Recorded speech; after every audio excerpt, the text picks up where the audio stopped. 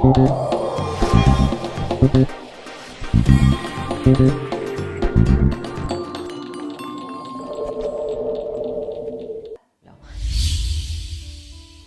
seguridad del paciente se refiere a un hecho muy concreto y es entender que el ser humano es falible, y el personal de salud también lo es, y que debemos garantizar la máxima optimización de la disminución del riesgo de cometer errores, asumiendo que los errores son posibles.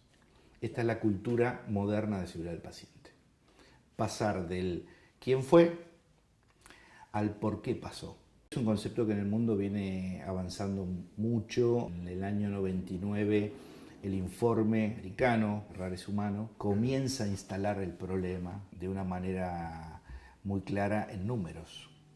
Y empieza a mencionar que hay un 9%, 8 punto y algo, de posibilidades de que cualquier persona que se interne puede padecer alguna consecuencia no relacionada con lo que lo llevó a internarse. Entonces empieza a trabajar en la manera de ver cómo podemos mejorar esto. Es muy distinto analizar este problema de seguridad del paciente en un consultorio, en una institución de internación, sea pública o privada, o en un quirófano. Concretamente en lo que es la unidad de crisis, que puede ser terapia intensiva, emergentología, una unidad coronaria o el quirófano. Hay conceptos muy específicos que se han desarrollado para la capacitación y mejora en esta área, agrupados bajo una sigla que se llama CRM.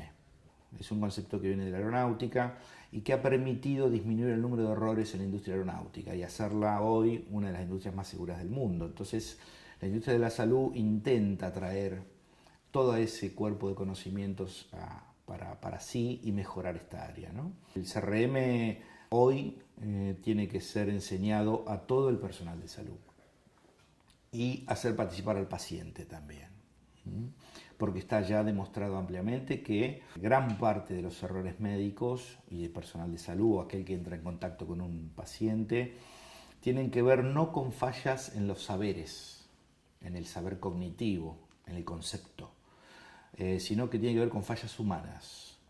Entonces ahí se abre todo un campo para mejorar esa área, ¿no es cierto? A través de la capacitación y puesta en marcha de lo que es CRM o la sigla en inglés que quiere decir manejo de recursos en crisis. Esa capacitación nosotros la vamos a empezar a instalar en esta institución que va a ser abierta a todo el personal de salud. Vamos a empezar obviamente con los alumnos de nuestra carrera de posgrado, pues vamos a abrirla a todo el personal de salud que quiera capacitarse en CRM. Nosotros traemos una historia de culpabilización, traemos un análisis del error médico hacia lo punitivo, y si bien eso tiene un marco jurídico que todo el mundo debe responder, hay otro marco que es el científico, y desarrollar una disciplina que permita mejorar el error médico. Entonces, allí entramos a tener que asumir un cambio de paradigma, ¿no? De pasar del quién fue y buscar un culpable al por qué pasó lo que pasó, para analizarlo y evitar la recurrencia de ese problema. Cuando hablamos de error médico tenemos que hacer la aclaración de que el término médico no hace referencia al personal médico, sino a cualquier personal de salud que esté en contacto con un paciente. En realidad, desde el modelo de Reason, un psicólogo que comenzó a estudiar el error en la atención de salud, empezó a trabajar un concepto que hoy es el reinante, y es entender que los errores tienen una historia, que son una película, no es una foto. Entonces, quedarnos con la foto donde alguien participa en el evento y lo precipita, lo cristaliza, lo hace evidente, y culpar a esa persona es perdernos la posibilidad de analizar la película y cómo llegamos hasta ahí. Entonces es entender el error como un problema sistémico, no como alguien que causa un error. Cuando hablamos de error médico tenemos que hablar de las propiedades del lugar de trabajo. Hace poquito he visitado un hospital municipal, para darte un ejemplo concreto, que lamentablemente no está en condiciones de seguir trabajando de la manera que lo está haciendo.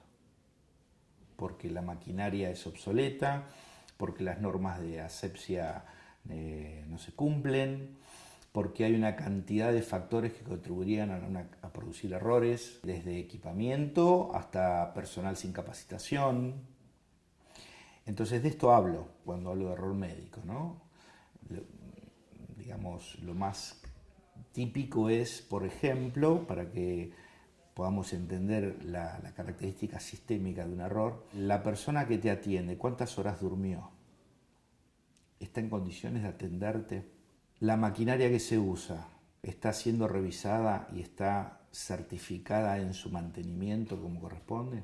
Así hay un montón de láminas para analizar y mejorar. La idea, insisto, no es ser punitivo, sino generar acciones de mejora. Hay personal de salud que tiene una sobrecarga laboral muy importante, que lo lleva a situaciones de descanso inadecuado, uso de estimulantes para seguir trabajando.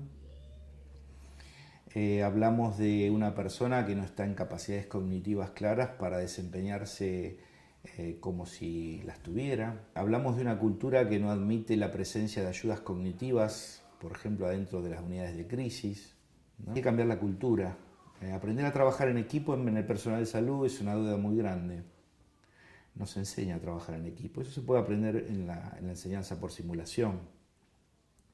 Entonces, como no sabemos trabajar en equipo, cada una de las personas que entran en contacto con un paciente tienen un comportamiento en silos. Cada uno atiende lo suyo. Y el paciente deja de ser el centro, sino cada silo tiene su propio centro. La idea es que todos esos silos desaparezcan y en la escena esté el paciente como centro de toda nuestra actividad y que todos entendamos que somos un equipo. Está el problema de la jerarquía, es un viejo problema que hay que resolver. Otros lugares del mundo pudieron resolverlos. El personal de salud tiene que trabajar en forma transversal. No hay una autoridad totipotencial que todo lo sabe y todo lo dice. Hay gente muy preparada, hay personal de enfermería que puede aportar y puede mejorar la posibilidad de que no ocurran errores. Alrededor de 1 de cada 10 personas que se hospitaliza, y hablo de instituciones privadas o públicas, puede padecer algún tipo de consecuencia, de error médico. No todos son graves, puede ser una caída, puede ser algún daño leve o incluso hasta la muerte. La mitad de estos problemas ocurren dentro de quirófano. Y de estos, los que ocurren dentro de quirófano, se ha visto que el 70% se deben a defectos de comunicación y conciencia de situación. Después hay otros más que hay que trabajar, como trabajo en equipo, liderazgo, planificación de la tarea, el briefing antes de comenzar la mañana, listas de chequeo, que es parte de eso, en fin, hay un montón de estrategias ya bien conocidas para mejorar esta situación.